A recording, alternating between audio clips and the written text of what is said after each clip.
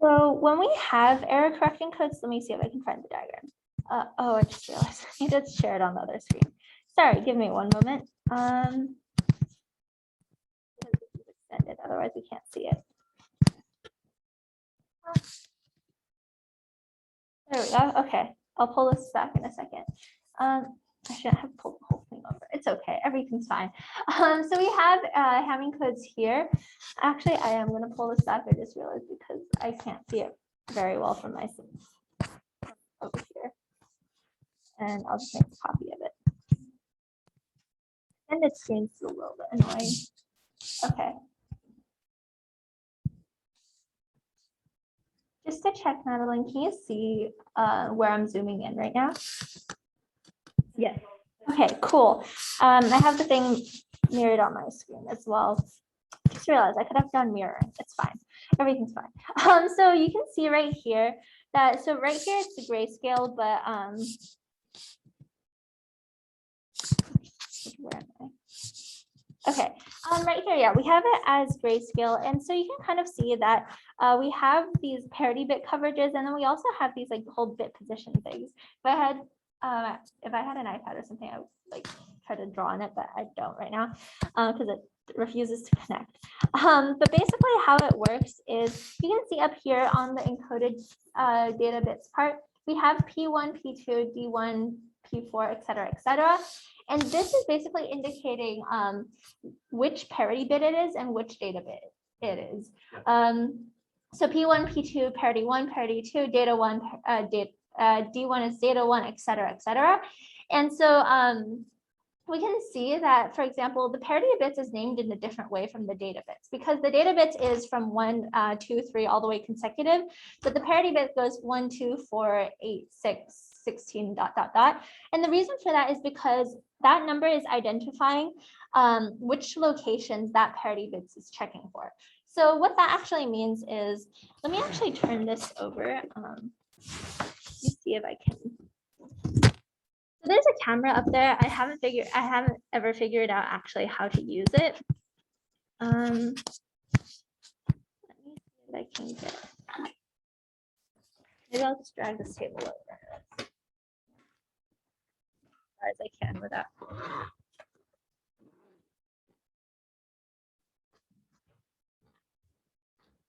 Okay, I'm actually pull this up here on the board. Okay.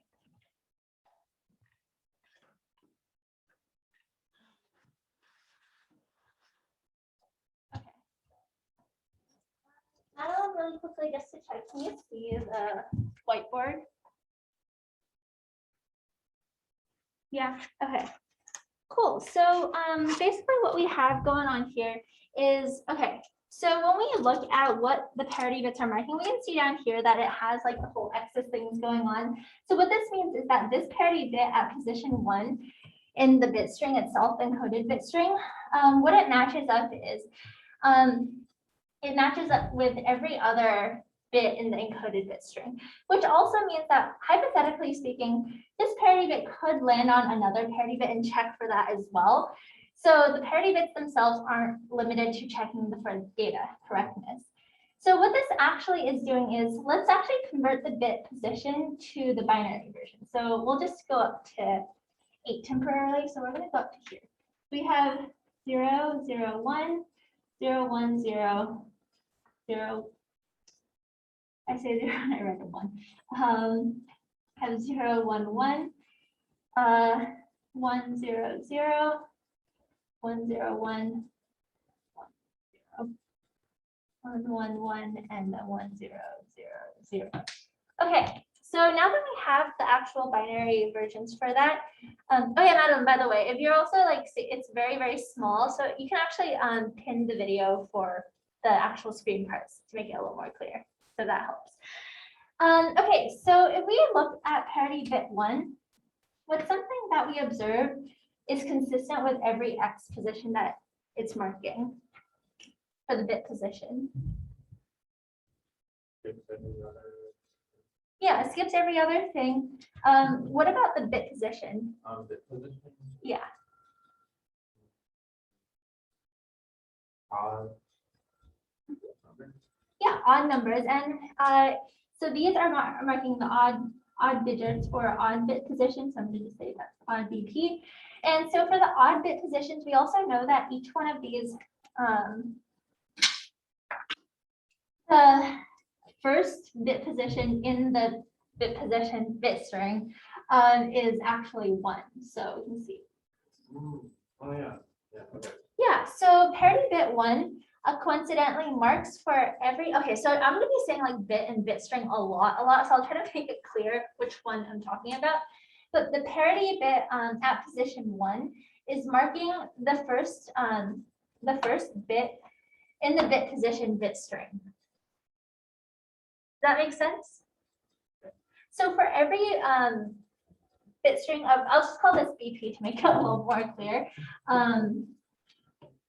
So the first indexed bit is going to be 1 for that. So that's why it marks every other one, because we know that it goes odd, even, odd, even, odd, even, right? For counting. So then if okay, so if you're feeling a little confused about that, we can take a look at parity bit 2. So this behaves in a very, very similar way. So bit position, this marker is dead.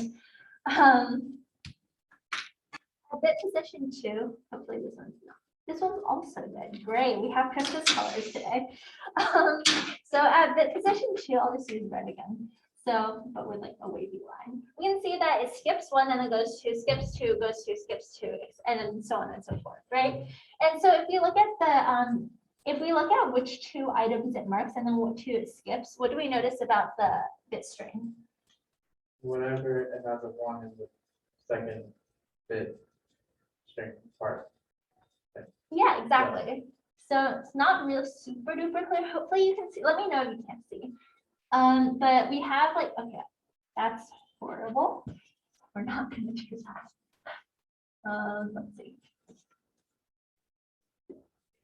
So every time that we have a 1 in the second position, or at position, the bit that marks a 2, then we have, so these 2 don't have it, and then this one has it, this one has it, and then this one doesn't, so on and so forth. So every time the bit that's marking 2 has a 1 in that position, then it gets marked. So that's why we skip 1, because we don't have that yet, and then we hit 2, and then so it gets 2, skipped those 2, because it's now skipping by 2s. And so if we go on to the next one, so I'm going to use dot, dot, dot for this one because I have no colors. So for parity bit 4, then similarly, you can see it skips 3, goes 4, goes, skips 4, goes 4. And the pattern behind that is then at the bit position that's marking 4, then that's when it's a 1. So right here, we can see it does that here, here, here, and here for what we're looking at. Does that so far make sense in terms of how things are encoded? Yeah. Okay. Madeline, good? Okay, cool. So now that we know that, how do we actually use that to encode things? Yeah. So the way that we actually use it, because right now all we know is that we have parity bits. We don't actually know what those are. So let's give ourselves, let's see, can we actually see it? Actually, I can. Yeah, okay. Let me bring you further this way.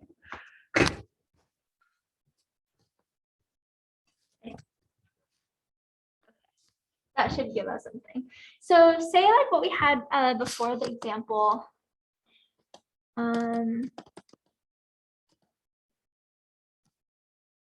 Yes, okay. I'm gonna erase this temporarily, or I guess permanently. Okay, so now that we know that, and hopefully we kind of, no, that's not gonna work. So if we kind of remembered what letters that we have, or what parity bits marked what.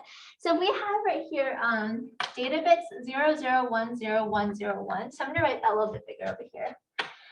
So we have 0, 0. Let me do that up here actually.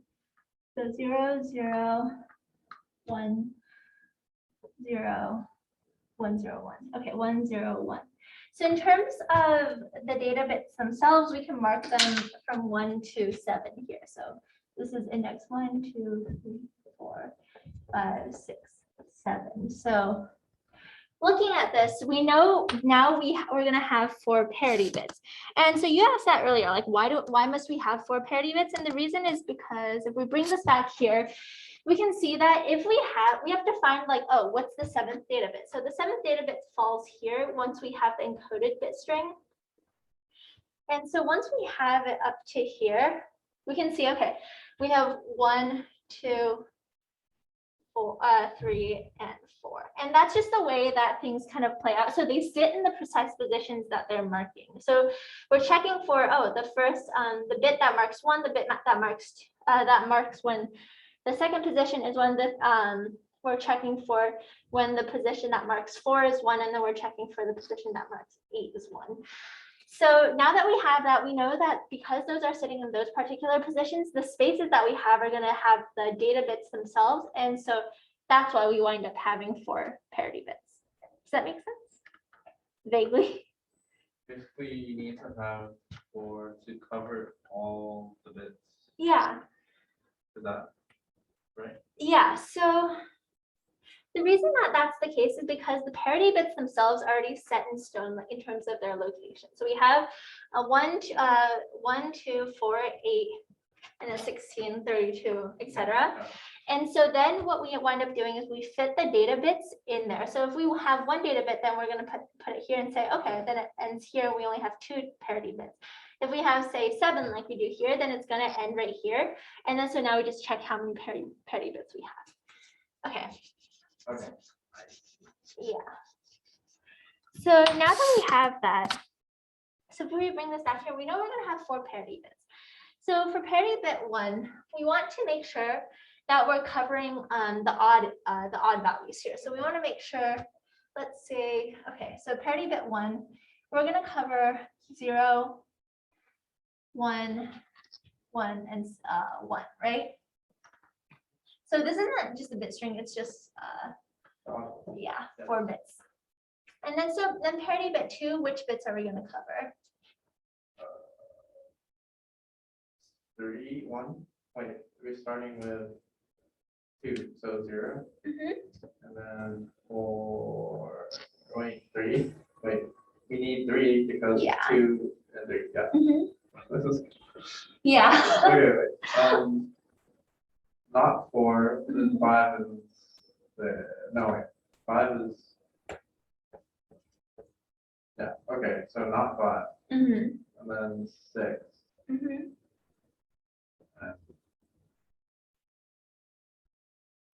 7 is 1, 1, 1. Right? Yeah. Okay, so yes. Yeah, so when I go through this myself, like it always helps for me to just write out what the binary representation is. Yeah, let me actually move the box down a little so we can have a little bit more space.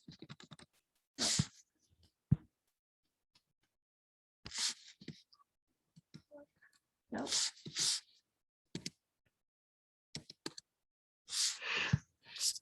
Trying to navigate when my hand's not watching it is annoying. Okay. So I'll just bring this down a little bit for now. So we have our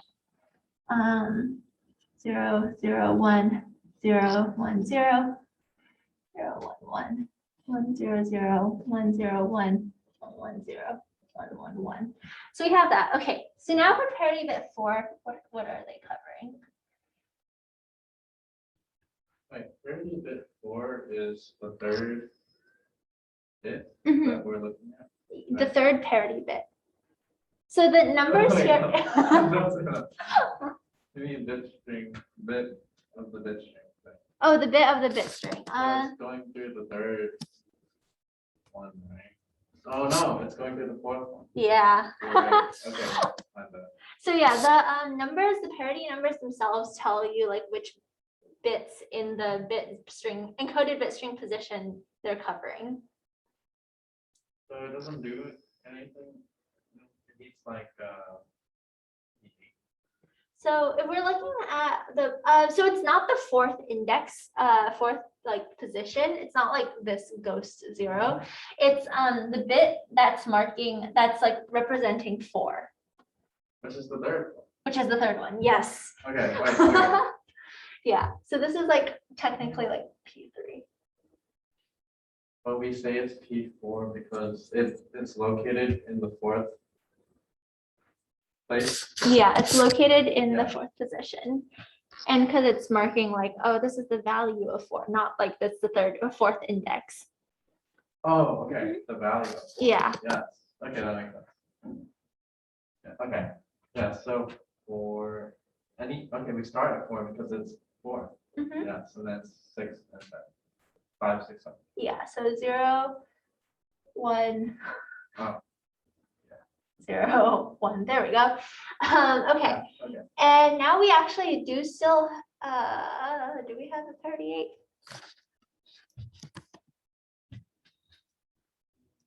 Yes, we do have a parity 8. Even with 7 bits. Yeah, so the way that it's kind of working is like, okay, now parity 8 is going to be checking like the encoded, it's going to be marking the encoded bit strings. Wait. So, Oh, yeah, Mhm. because D7. mhm, Yeah, okay, got it. yeah, so that means for all of these, we're gonna have like a ghost little 0 there. So it's 8 and above. I'm Mhm. pretty sure. Oh, At position 8, so it's Yeah. gonna be a 5, 6, and 7. we can just say, wait. Oh. So it's 0, 1, 1, 1, right? Or wait, no. Wait, okay. Wait, I realized, sorry, I made a mistake earlier here. I wrote it in the wrong position, so this is actually not correct. I'm sorry. I made a mistake. Hold on, let me rewrite this out to be what it's supposed to be. I was wondering why it was slightly off. Okay, so we have 1, 2, 0, 0, blank, 1, 0, 1, 1, 0. Because the parity bits can cover the parity bit. Yeah, Yeah. and then 1, 0, 1. So I think this is the right position. Let me double check. Yeah, 1, 2, 1. Oh, this is 1, 1, 2, 3. Okay, yes, and switch these two. Yeah. There we go. Okay, so this gives us actually the right positioning. Yeah, so this gives us Okay, yeah. 0, 1, 0, 1, 0, 0. 0, 0, 1, 1. Mhm. 1, 0, 1, 0, 1. And then That is I'm gonna switch color.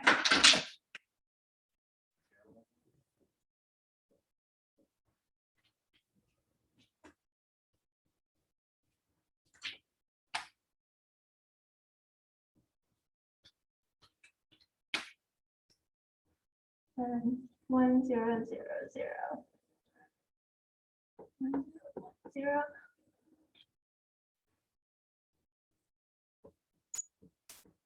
And then 1. Okay, cool. That gives us the right pair. There we go. Why red?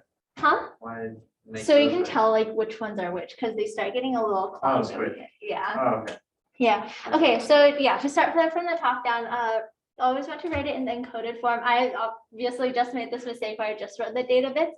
But this way, even if we don't know what the parity bits are right now, that's totally okay because, yeah, because we're gonna kind of work on that. We're gonna check that later. And also if we notice something that's kind of unique. So we know, okay, let's do parity 1 right here. 31. So parity 1 is right here. So we know that it's gonna mark itself and then this Every one, other- All the odd. yeah, all the odd ones. All And the ones with 1, Mhm. which is odd. So something that we also notice here is like, okay, wait, what if the parity bits kind of collide with each other? Then wouldn't that also mean that we don't know like what it's marking? And that's actually not the case because we know that if a parity bit's marking something, because we know that all the parity bits are on the like 0, 0, 0, it's only going to have 1 at any particular one location, right? So we have 1 here, 1 at the second location, 1 at the third index, and then 1 at the fourth index. So it's never going to collide. Catch that. Could you? Nope. So we're not actually going to ever collide with any of the other parity bits. Wait, what? Because if we notice, the parity bits are marking the powers of 2, right? Yes. And so the powers of 2 are only ever going to have 1, 1 in the binary form. So this is the parity bits are marking, okay, so well, if you have a 1 here and then you have a 1 here, you have a 1 here, it's never going to look at any other position, which also means that any of the other parity bit binary forms will not won't ever have the 1 at the first index.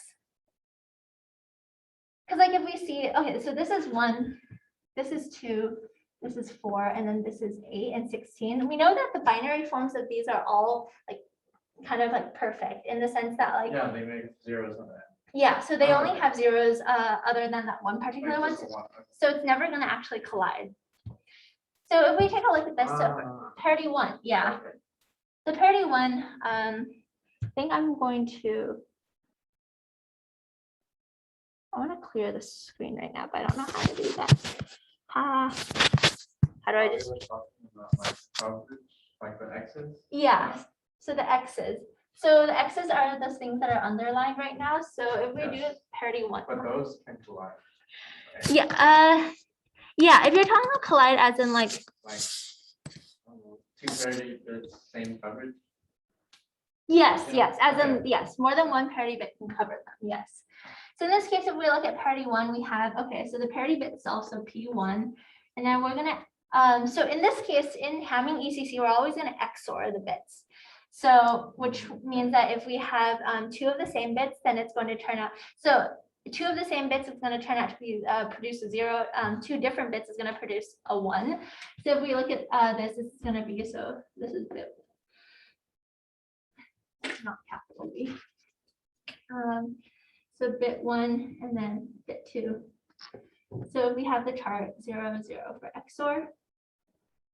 0, 1, 1, 0, and then 1, 1. Then the output's going to be 0, 1, 1, 0. Right? Just a really quick recap. So now we have parity 1 XORed with 0, XORed with 0, and then 1 and 1, right? So All the underlying things. yeah. Okay. So let me double check that's correct. So 0, 0, 0, 1, 1. Yeah. So now that we have that, we notice that like we have more than 1 or more than 2 bits that we're actually XORing, right? So the way that XOR works with inputs that are more than 2, so more than 2 bits that go into it, is basically it's just counting up the number of ones that actually exist.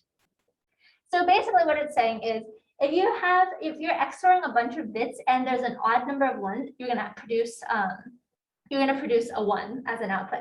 If you have an even number of ones, then you're gonna produce a 0 as the output. It doesn't matter what the zeros are, we only really care about the ones. Okay, thanks.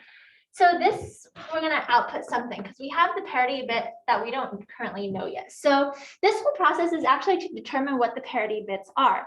So usually what we have is it's gonna say, oh, we have an even parity or an odd parity. I believe for this class, it should be, and let's see, add parity bits, blah, blah, blah.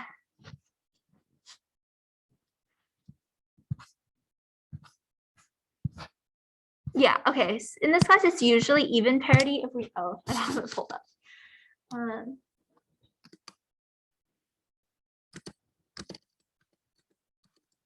Yeah. Oh, I'm highlighting it on the wrong document. I just realized. If we go over here and see.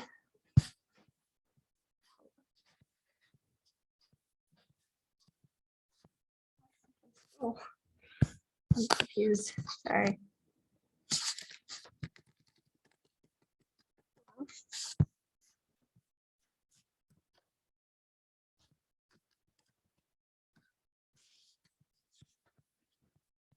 There we go. Okay. So if we notice here, we see the questions like write the completed code, encoded representation for the data string 0011 to enable single error correction. Assume that we set the parity bits so that the bits they cover have an even parity. So what that actually means is we want the output here to be 0. So even parity. Okay. We want the output to be 0. And then you'll also see occasionally we have odd parity. And so that's when we want the output to be 1. So in that case, like if we want this to have even parity, what would the parity bit be? 0. Mhm. Okay. Yeah. So if we want this to have, so let me say, okay, even parity is going to be red, and then odd parity is going to be green. And I bring up odd parity because it does show up on previous exams, and I've written a question with odd parity before, and it's definitely something that you want to pay attention to because it's not just by default, oh, this is what parity bits are. It depends on the encoding. So for even parity, you're absolutely right. We want the parity bit to be 0 so that our output can be 0 because we have the 2 1s right here. So we don't want to add an extra 1. But if we have even parity, then we want this actually to be 1 so that the output can be 1 because then it will have 1, 2, and 3 ones. Does that make sense? So parity T1 is 0. Yes. Okay. That's what you're going to put onto the Yes. So we're going to go with even parity just because that's the default usually. So the parity bit here is going to be 0 for now. And then, so, okay, we've done all that work to figure out what the first parity bit is. So let's go through the rest and see if we can do it a little bit faster. So what are we going to XOR this with? So tell me what to underline. We start with 2, Mhm. but that's P2. Then we go to 3. Yes, so we start with 2 or 2, I guess. And then 3, go to 3. 0. And then all the ones with the second thing, or where 2 is represented. Yeah. So the 1, yeah. Yeah, so I'll just underline these for, so can you read them to me? So it's 0, 0, 0, 1, 0, Mhm. and 1. Okay, and the 1. Cool, so now that we have this, we can see, okay, so if we're doing even parity, we have 2 1s here again, which means that P2 is going to be 0, yes. Okay, now P4 is time. Okay, so we have P4. 0, 1, 0. Okay, let's see, 0 1 0. Let's see. So we start from here, yes, and then 1 2 3 4. Yeah, exactly. So we have just 0. 1. Oh wait, yeah, one more. There we go. Yeah, exactly. So now that we have this, if we want to have even parity, what's P4 going to be? 1. Yes, because that way we have this one and then also this one. Yes. So we have a 1 there, and then P8. We start at 8. Mhm. We need or 0 or 1 and 0 1. Yes. That's the 1 0 1 P8 1 times 1 0 1, and we keep it with 0. That way it's Exactly. whoa. So yeah, so now we have the encoded bit string up here. So this is encoded version. So this is one of the forms you'll see this question in. So basically, oh, you're given a data string. I want to have even or odd parity, and then so produce the encoded bit string. Another, okay, just really quickly, sanity check. Does this generally make sense? Okay, so yeah, it's pretty involved right now because we like went through all the steps and everything, but if you do a couple of these questions, it'll become more habitual. Like just put, usually what I like to do is start out by kind of putting in the skeleton, because if you don't, obviously like I messed up. And then you can put all the indices or the bit indices in terms of their binary representation and then go from there.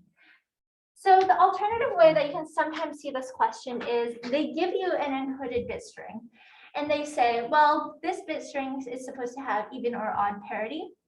We don't know, there might be a mistake in here, or there is a mistake in here, a single bit error, and we want you to find it and correct it.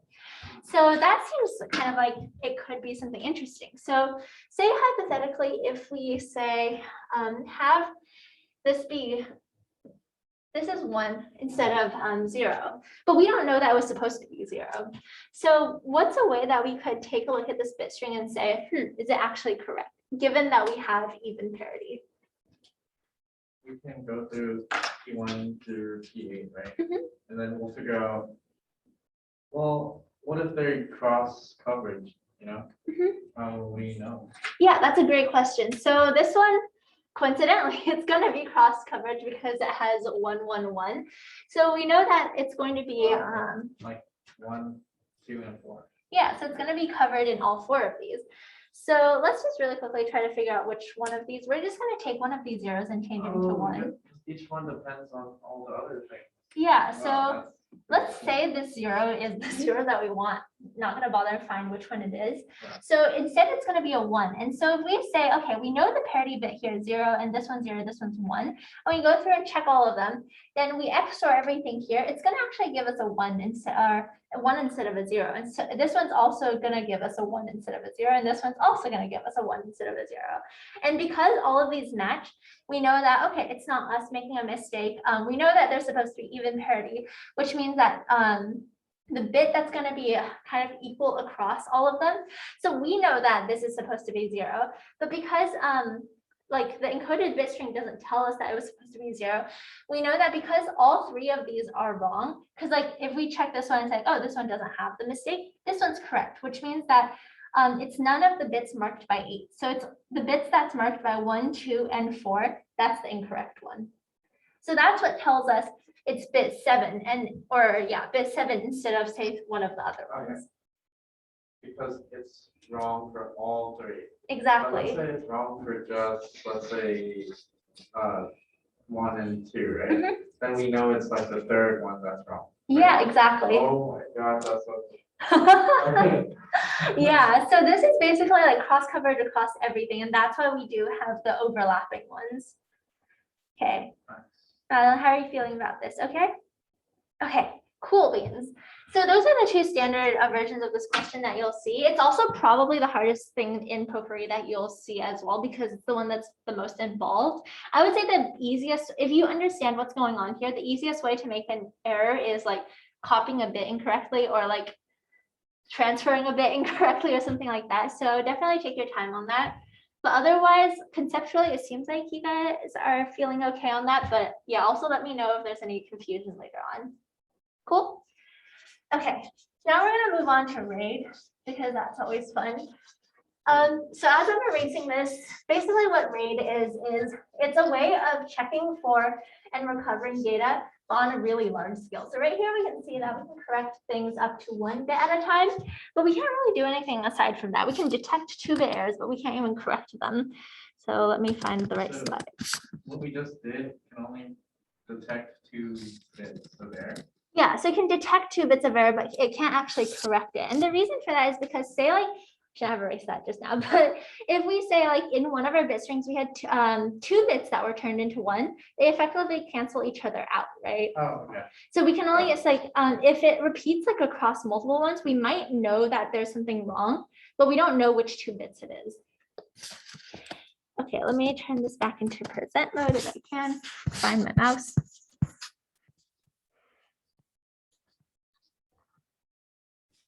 I need to figure out a better way to do this. Okay, so yeah, RAID is basically the idea of somehow duplicating data across multiple disks. So not just like, oh, the hard drives that you'll find in your computer, but like on a really large scale way to protect against failure. So really quickly for Madeline, we talked earlier about how in like warehouse scale computing, you'll have a lot of things kind of doing calculations and storing data, which also means that you'll have a really high likelihood that something will fail at some point. And so because in those kind of systems, the data will only like be maintained for as long as the power is on, or like some hardware doesn't fail or software doesn't fail. So which means if it fails, then there's a high likelihood things could be erased or damaged or just broken in some way. So RAID is a way to kind of recover that data and figure out what it was before. So RAID 1, just keep a disk or a copy of every disk, basically a mirror. So this is just saying, okay, well, if one disk fails, I'm just going to have like 5 other copies laying around that I can kind of substitute it or copy it back into. And so I'll have like, say if I have 5 extra disks, I'll have 5 extra times that it can fail before something really bad happens. And hopefully like it's not all 6 disks are blown out at once, which would be kind of catastrophic. But what's one initial issue that you might see with this? A lot of things. A lot of disks, a lot of duplicate data, and it means that you have 6 disks, but you only have 1 disk's worth of data or memory. So not very efficient. It works, and it doesn't require any other computation than copy paste, but it's not very efficient. So then we have disks 3, 4, and 5. Disk or RAID 2 is this kind of thing where it's kind of like, how can this not progress? Hello? Give me 1 second, sorry. Yeah, so RAID 2 is not usually covered, and the reason for that is because RAID 2 is just kind of a Hamming ECC or a Hamming ECC version of RAID 1.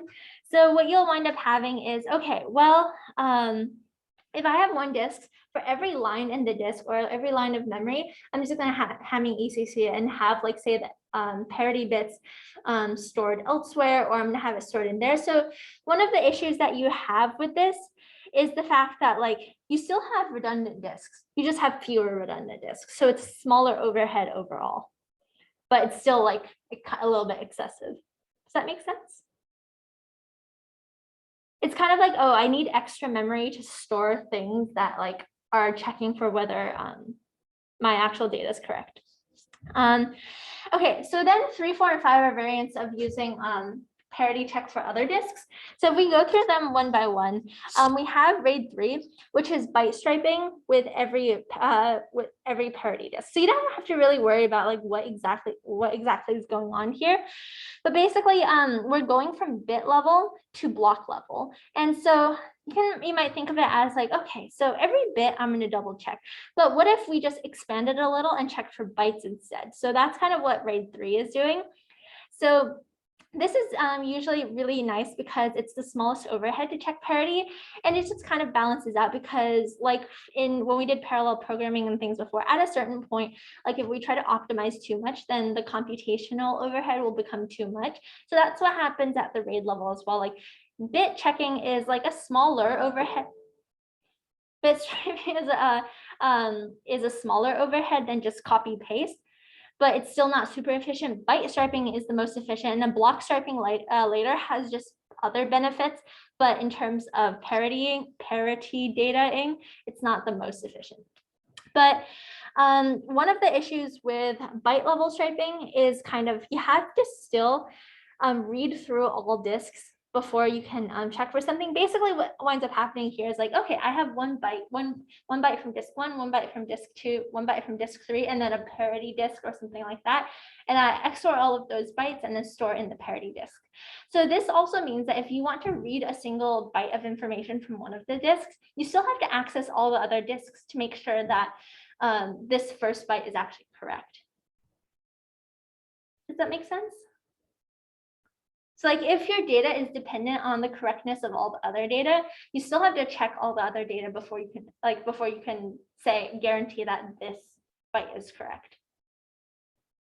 Does that kind of make sense? Okay, it might make a little more sense in a second, but RAID 4 is basically block level. So the block is differently sized depending on kind of what data or what setup you have, but basically it's just bigger than bytes. And so what actually happens here is if you have, if you're able to say, okay, I'm going to check a whole block for correctness, it also means that this entire block of data you can guarantee to be correct until, say, a failure or something like that. And so what can happen there is if you have very small reads in a certain, like, subset of a block, you can say, okay, I'm going to check this block once, and then I'll know for all the other small reads later on within that block, they'll still be correct. So I don't have to check the parity later on. So it's kind of like the same idea as bringing something into the cache. Like, if you bring a block into the cache, you know the rest of the data is going to be in there. That makes sense? But the reason that block level or RAID 4 is a little bit kind of funky is because once you write to something, so if we read something because we're not editing it, we don't have to perform any extra checks. But if we write to something, then we have to make sure that we're updating whatever's doing the check later on. So if we write to, say, disk 1, then we have to XOR with all the blocks in 2, 3, all the way through n, and then store that in the parity disk. So that's one of the reasons why RAID 4 isn't super optimal. It's just because every time you perform a write, whether it's large or small, it still has to do that. And then, okay, so RAID 5/6/10, I think, is where we're kind of at currently, but we only really cover up to RAID 5 because after that things get super niche and super specific. But RAID 5 is one of like that golden kind of, oh, this was like the best out of all of the ones we've covered so far. And so what happens here is RAID 5 is actually block level striping. So we talked about later, but all of the previous ones, we had extra space that was used for storing, say, parity data and things like that. Whereas RAID 5 is actually block level striping that's evenly distributed across the disks. So what this actually means is there's actually a really good model in the slides. I would find it, but I think time-wise we're a little short. But basically what it's doing is it's saying, okay, I'm going to use a single disk. I'm going to figure out how to encode the data within the blocks themselves. So I don't need that extra space. And so you wind up being more efficient overall. The biggest issue with RAID 5 is the fact that because it's so disk dependent, is if it fails, then it takes a really long time to actually fix and guarantee correctness. So the time to repair might be really, really long. So that's the general kind of gist behind RAID. I would say the most important thing to remember about it is just like some of the features of each of the RAID blocks. I also realized I forgot to talk about RAID 0, which is before RAID 1. RAID 0 is basically saying, you know what, I'm not going to put all my eggs in one basket. I'm just going to split up the data across different disks instead of having a copy of every single disk. And so you can see, you might think like, oh yeah, like it's kind of okay because like if one fails, you'll still have the rest of the data, but it also means that we do lose that first copy or first section. And so that's why that's not a super optimal. But yeah, for RAID, I would just say, understand like the little, a couple of like the main features. So like what parity bits or bytes or blocks are being striped, where that parity data is being stored. And some of those like small pros and cons, like there's a lot of things that are being copied. And then for these, it's for, I would say 3 through 5, the pros and cons are pretty much flip-flopping between like, oh, some things are good for reads, some things are good for writes until we get to 5, which is good for both. But 5's main problem is the fact that repairing takes a really, really long time. Do we have any questions about anything we covered so far? Right, do we have time? We do. We have 5 minutes left technically. I think I can Do these two? Oh, yeah. Sure. Let me pull them. Oh yeah. I also do want to pull it up here. So that way, yeah, I do have it open somewhere. So yeah, Madeline, we're going to go over the RAID questions in the worksheet. Let me just pull it up on here.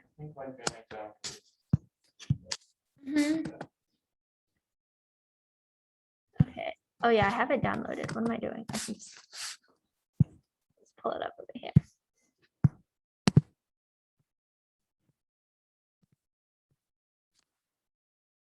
Oh wait, no, this is still the wrong one. Haha.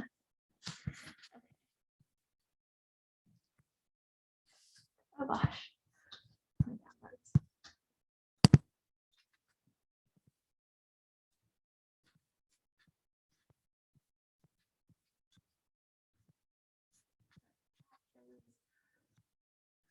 If you have questions about this virtual memory questions, feel free to email me about it because I wrote it 2 summers ago at this point. And they didn't add everything, but I would say that's one of probably the strangest virtual memory questions that there's been in a while. So let's see. Oh, did I scroll past it? Yes, I did. Okay. Okay, so Potpourri, let me pull it up on my side as well so I can see it. Okay. Yeah. Okay, so for the first one, okay, if we want to tolerate one disk failure, which versions of, yeah, I really don't like it when they say like versions and then it becomes like multiple choice. Hopefully that doesn't happen this semester. But yeah, if we want to tolerate one disk failure, which versions of RAID should we use? Well, I don't think RAID 0 is good because you're gonna lose something. We're trying not to do that. RAID 1, does that mean we only need one more disk to like copy this one? Yeah, right? So you almost always assume that RAID 1 at least has one copy. If you want to clarify, you can like, oh, like, do we have more than one copy? But you can always assume there is one extra copy. That's pretty good. Because we only need to tolerate one failure. Yeah. So Is that good? yeah, RAID 1 does work. Yes. Is there more? Yeah, there's there's more. Okay, so 4 and 5. Okay, so 4 is like block, Mhm. right? Mhm. What's the difference between 4 and 5? Yeah, 4 and 5. So they're both blocks, Yeah. block parity, but one is like basically across disks that's stored in an extra disk. Okay, And and the other one's evenly striping, spread out. yeah. Okay. For this question, I would say the main thing to pay attention to is we know that RAID 0 is just bad at tolerating any kind of failure because the data isn't copied anywhere. But do we have some way of recovering data for these three? Like RAID 1, yes, we have an extra Okay, copy. well, These two are based on parity, right? yes. Which means that if we have one disk failure, would we be able to recover it? Yes, because parity lets you recover one. Mm-hmm. Unless Yeah. you correct it. Yeah, so it allows you to correct at least one, depending on what setup you have. So I would say this question is, if they say, oh, if you want to tolerate 2 or 3 or more, just more than one disk failure, you would need to ask for a clarification.